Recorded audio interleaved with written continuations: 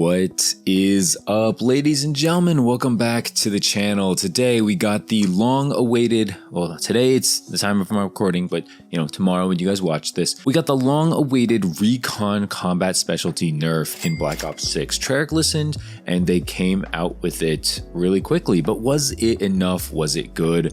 Chances are probably not. Is this nigga serious? Gonna dive deep into this as well as a couple of other things that Black Ops 6 is updating. I gotta give them credit. They're doing things quickly. They're not letting things sit. I think they normally do this, but then they kind of go on a huge ass break around like the Thanksgiving, Christmas time. So I'm really hoping that they don't. I understand, your devs, your people. I get it. I'm not trying to be like that insensitive. Not many people work on those holidays, but some people do. And so I think it's okay to work like during that time, especially because like this is actually one of the better Call of Duty games in the past couple of years. So if you want to keep up that momentum, I would consider keeping up with the updates. But before I get into all of that good stuff, feel free to leave a like, subscribe if you're new. We're on our way to 10,000 subscribers. Last couple of videos have been doing very, very well. So I'm very thankful and grateful for all you guys out there. Okay. All right, with all that jibber jabber out of the way, let's get into how they balanced the Recon Combat Specialty. All right, here we go. We got nerfed reduced duration that enemies are highlighted after respawning to 1.5 seconds from 2 seconds. An additional reduction will be coming before season 1. What did he say? Dude, you can't be serious, man. And then also one more thing. They resolved an issue that allowed players to activate Recon Combat Specialty by changing loadouts. Quickly to address that second point, if you don't know, basically in Search and Destroy there was a bug where you could run up to like half the map, then switch your class to a Recon Specialty class, and then you would get that free wall hack BS for about that 2 seconds. And obviously in Search and Destroy that's a little broken, it's a little unfair. So good thing that they nerfed that and fixed that issue, because that was definitely game breaking if you played a lot of Search. But this is the nerf they did. Come on, man. Like, props for like acknowledging it and doing something fairly quickly, but 1.5 seconds to 2 seconds to 1.5 seconds. Come on, man, that's not enough. And I think they know that because they have an additional reduction coming, but man, dude, it's not good enough. Okay, it needs to be out of the game altogether. But at least, like, in my opinion, I really think they should have just nerfed it to like a screenshot, like just a quick screenshot of like snap, like this is where the enemies are, not like where they're moving, not like a live tracking thing of like which way they're going. I get it, 2 seconds kind of long. 1.5 seconds is not going to feel that different. I don't know. I haven't played it yet. We'll see. Maybe it feels totally different. I don't know.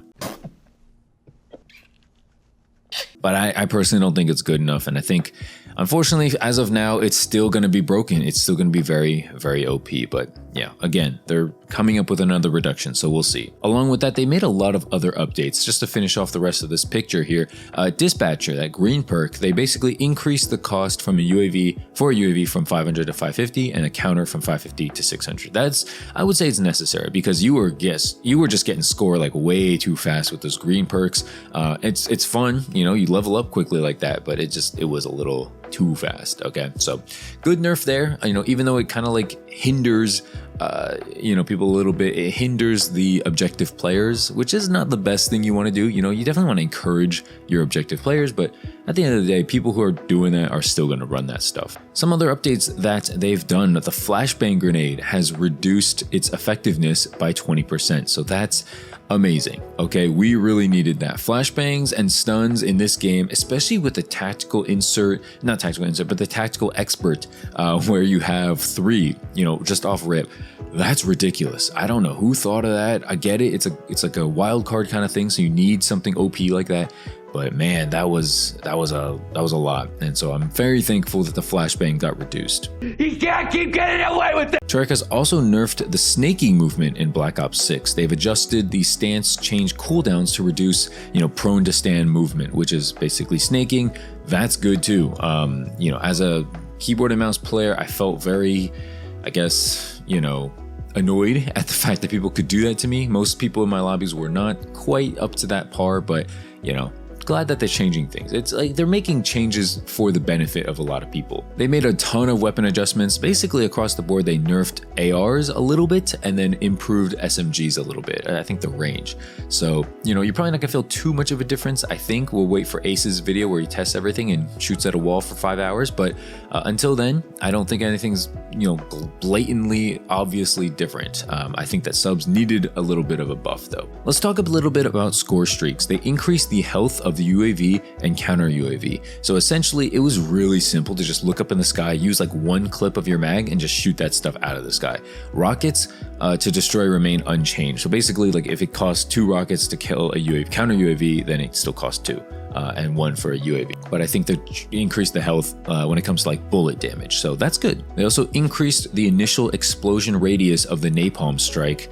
That's a coworker streak if I've ever seen one, but I don't know who's running napalm strike in Call of Duty these days, but I guess if you are, your coworker's got a little buff there. Boom. Roasted. They reduced the initial entry delay of the LDBR, not sure how much that's going to matter. Increased the fly-in speed of the strategic bomber, cool. And then they reduced the score cost for interceptors from 1250 to 1150. That's kind of interesting. That's interesting that they're reducing the cost of streaks already. Literally like a week and a half into this game, and they're already changing things like streak cost, as well as like player XP and stuff like that. We'll get to that in a sec here. They actually adjusted the player XP and weapon XP rates for most modes to ensure that most players are being rewarded for their match. So essentially, search and destroy, you weren't getting much XP, so they increased weapon XP rates for most modes. That's really good because it felt like it was a little slow, but mostly it was the player XP that felt really slow, especially if you played in stuff like team deathmatch and search and destroy. You felt like you weren't really doing much. They also increased it in control and gunfight, but nobody plays those, let's be honest. Stupid.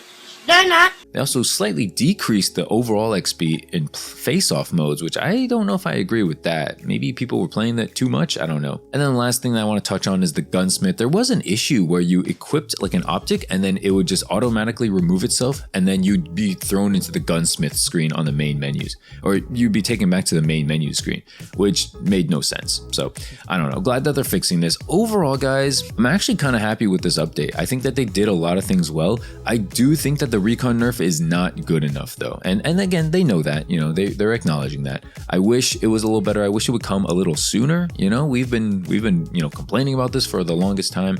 A 0.5 second differential isn't going to make the biggest deal in the world, let's be honest. But yeah, we'll see what happens with that. Again, happy that Treyarch is making these changes. Another thing that we got that I didn't even talk about, and I've kind of forgotten until now, is that we got the maps. There's one map in particular, well, maps for Season 1. We got a little screenshot of it.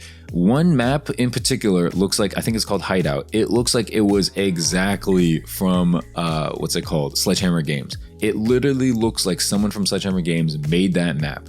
And there was this huge rumor, back in the day. I don't know how many of you guys remember this, but basically there was a rumor that Treyarch, for some reason, 4 years, 4,000 developers couldn't finish the maps on time. And so what did?